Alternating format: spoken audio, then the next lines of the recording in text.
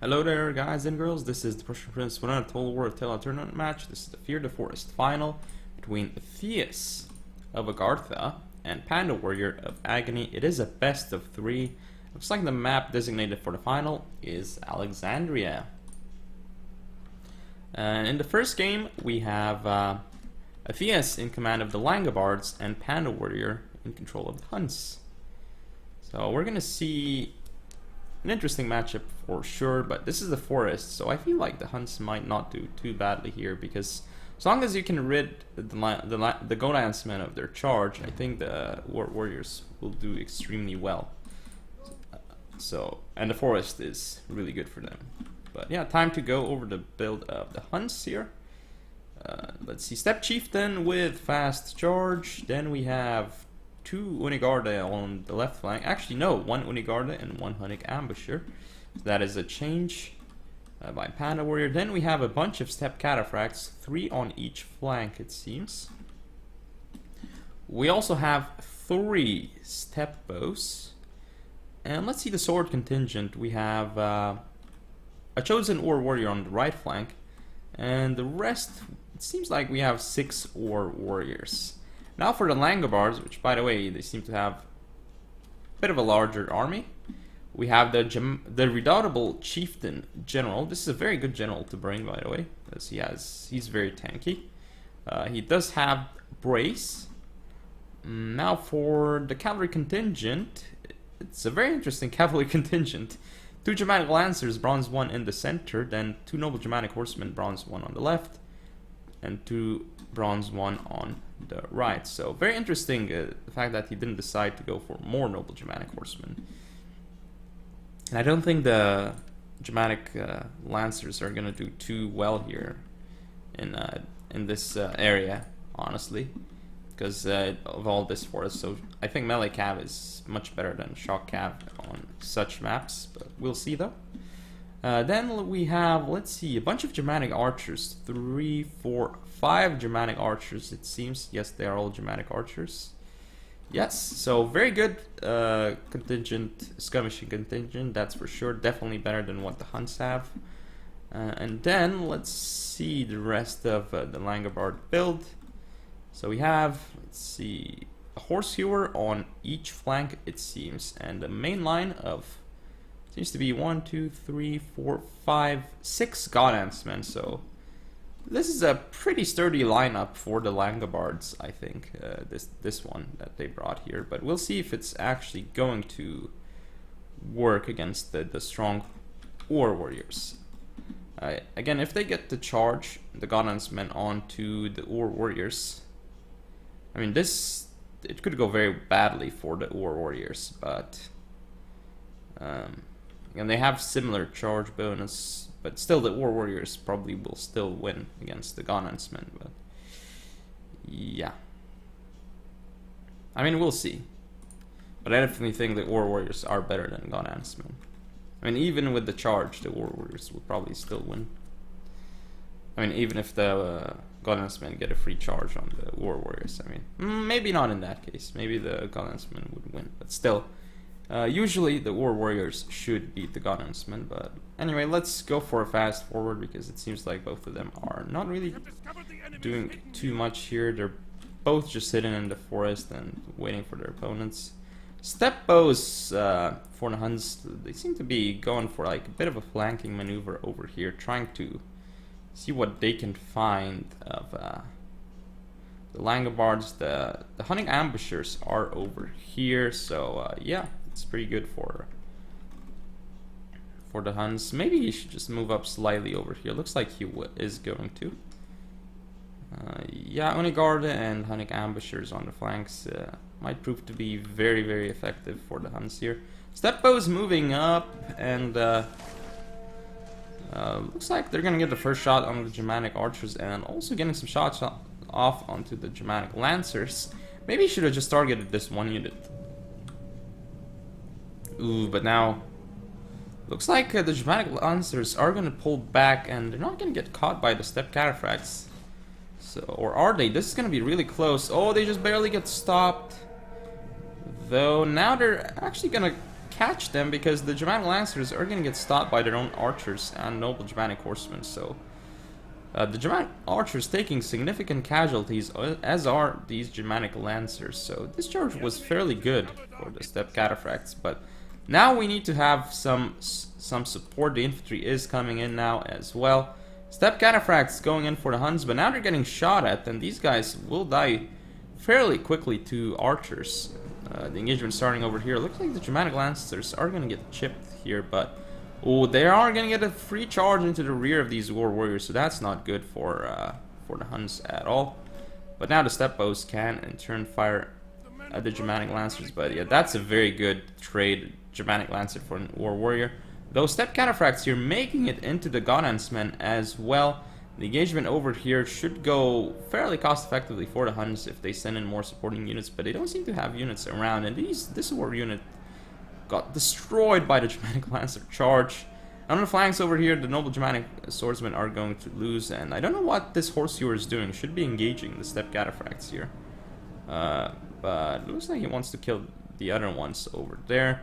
And here the Germanic Lancer finally dying off the field, but not before killing that warrior, at least for the moment. But still, look at these oars trading here very well. 122 kills, wow. And horse hewers have no chance against them. The steppe cataphracts here going to die, but again, oars going in for the fight, and they should mop up that side as well. The Unigard and the hunting ambushers making it into the Germanic archers. That was a really good move here by the Huns. And looks like the noble Germanic horsemen and the Godhansmen here are not doing too well.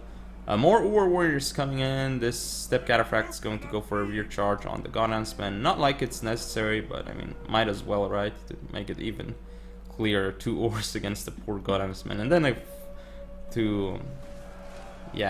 just to put salt on the wound, the steppe cataphract rear charge into the Godhansmen might as well. Though there are still some Germanic archers left on the field for the Langobards, and the redoubtable chieftain is still alive, so the Huns have lost some steam in the past minute or so, but they still have a lot of units, and I mean, these war warriors over here should clean things up, like especially this one is going to just completely destroy that Godhansman. Ooh, the steppe chieftain is actually walking instead of running, I think. Now he's gonna start running. This Godhansman not gonna have a good time. Unigard rear charging this Godhansman should do massive damage because of the impact damage. Look at the kills on the Unigard, just increasing so quickly against the Godhansman. It's a very nice job with that unit. And the hunting ambushers here also going for a charge onto the Germanic archers. Lots of damage done. Steppe chieftain here mopping up this noble Germanic horseman as well. And that can be done because the noble Germanic horsemen have few men remaining, so the steppe chieftain can defeat them without a problem. Steppe cataphracts here, 2 of them going to beat the noble Germanic horsemen. Still though, the general is still alive for the Langobards, but at this point I don't think they have too many units left, and I mean, we might as well just zoom in and watch these units get mopped up here. I believe these are the Godhansmen that are fighting here, but yeah, not much luck here for the Langobards, it seems. Looks like the Germanic archers are the last ones to flee the field, or is it the redoubtable chieftain? I guess it's gonna be the redoubtable chieftain, or no, Germanic archers will be the ones to rout last, or this noble Germanic horseman. It's gonna rear charge the steppe cataphracts here, so it's gonna get more morale. Yeah, looks like it did get more morale. Poor steppe cataphract showing its rear and then getting charged, but it doesn't really matter because it looks like all these Germanic archers are gonna be off the field. This redoubtable chieftain is going to die. And that is victory indeed. So Panda takes the first game kind of convincingly, I suppose. The War Warriors doing an insane job, and again, they are superior to Godhansmen. So, and the Horse Hewers can't really do too much in that scenario either. But yeah, that is the game. So Panda is on match point and tournament match point, I guess, as well. Yeah, I shall see you in game number 2. So this is game 2, potentially the last game if Panda actually wins this one.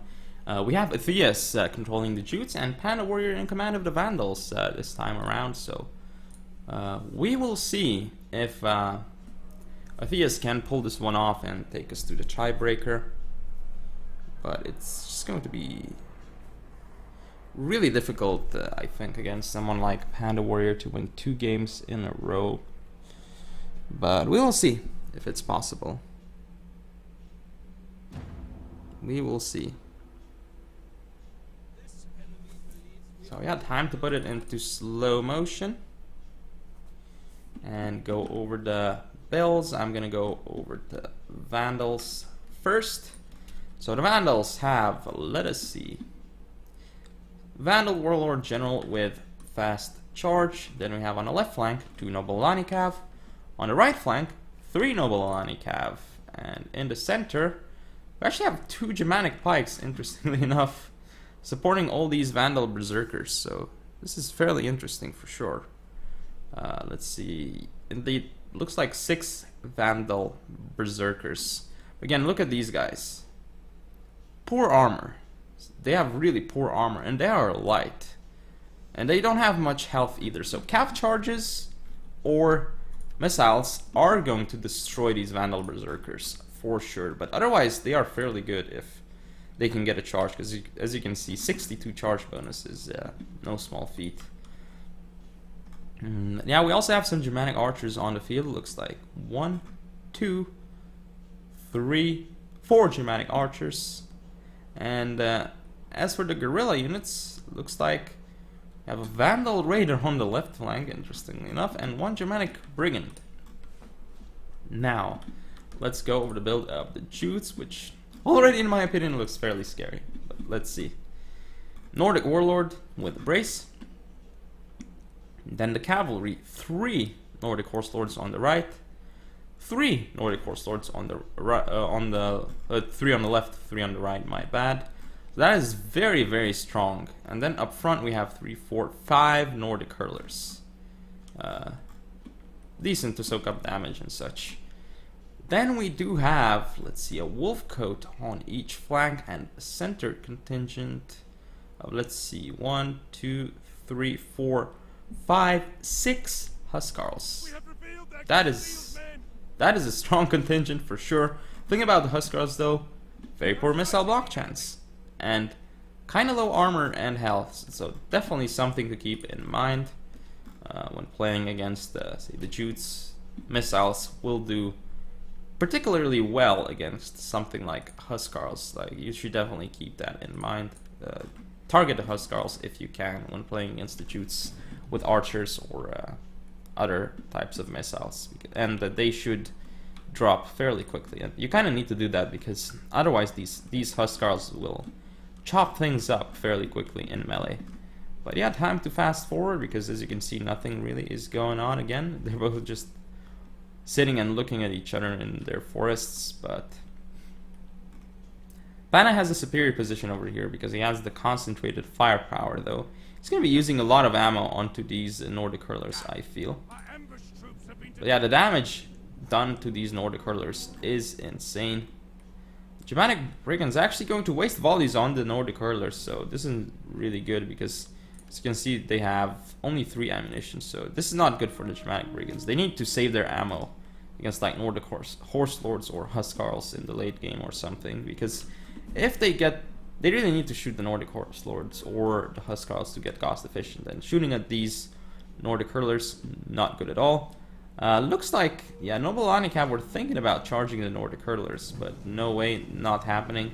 Now the Vandal Berserkers will take a lot of damage. Again, they have low armor, and they are light, so damage dealt to them is going to be huge with the Nordic Hurlers. Noble Alani getting some nice charges here, but now they're going to pull back. The Germanic Brigands still on the field. Yeah, killing half the Nordic Hurler and then pulling back. Still Germanic...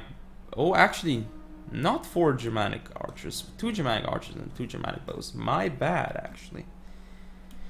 Vandal Raider over here might prove to be very useful, but it's not hidden, actually. Interestingly enough, it isn't. But yeah, this Noble Alani Cavalry going in for this Nordic Horse Lord is going to do significant damage here. Germanic Brigand off the field, but here comes the Noble Alani Cav. Might actually do significant damage to the Wolf Coat on the charge as well here.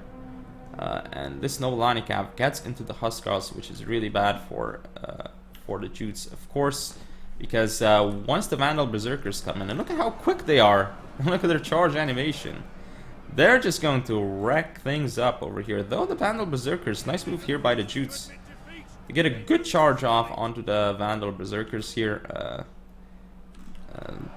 As you can see, the Vandal Berserkers taking insane casualties, and Huskarls coming around, so definitely some is micro here by the Vandals. Not quite sure why these Berserkers are all the way on these flanks. They need to be supporting the center, and the Pike's doing some weird things, of course. But again, the right flank going so well for the Vandals here. The Vandal Berserkers just breaking through easily. Germanic Pikes here being mismicroed a lot, though.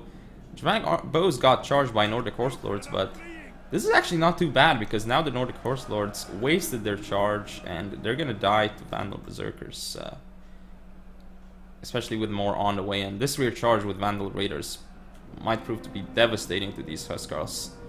Getting their shots off, and now getting charges into both units, actually. Into 2 Huskarl units, so the kills should go up pretty significantly. Up to 82 kills against Huskarls. These Vandal Raiders. Wow. That is a lot of kills on them, and Nobilani Cav wrecked this Nordic Horse Lord on the flank here. Here though, the Vandal Berserkers, looks like they got charged by Nordic Horse Lords, so they took a lot of damage. Huskarls here are not going to do too badly, but now there's going to be flanking Vandal Berserkers, and Vandal Warlord got engaged against the Huskarls, doing significant damage as well with fast charge and frenzy activated. Pikes coming on the field as well, and they are already over here, but as you can see, they're kind of not really doing anything. But I guess they were useful in the center to protect against cavalry charges, but was unnecessary. Looks like some more Cav charges. Nobilani Cav rear charging the Huskarls here, and Vandal Berserkers as well. Going to do significant damage against these Huskarls.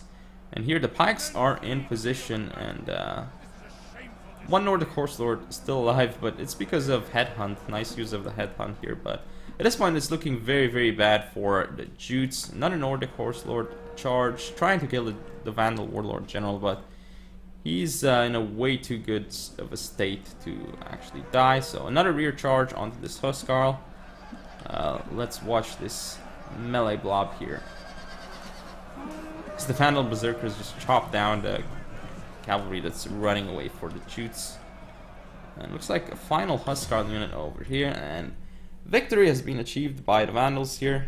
And looks like Panda is going to win the match, and it's going to be the winner of the tournament, Fear the Forest tournament. So very well done by Panda here to get this far and win the tournament. In terms of the kills, yeah, Vandal Berserkers did very well. Even the Vandal Raiders got very cost effective, and of course the Nobilani Cav did really well because they killed Nordic Horse Lords. I mean, that's kind of... Nobilani Cav are insane in this game, but looks like only 5 of them were brought, not 6, interestingly enough, as I initially thought. 1, 2, 3, 4, 5. Yeah, 5. Huh. But yeah, that is the game. So and match. So hope you guys and girls enjoyed. If you want to see more, don't forget to comment, rate, subscribe, follow me on Facebook, Twitter, and Google+. Share the video, and I shall see you next time.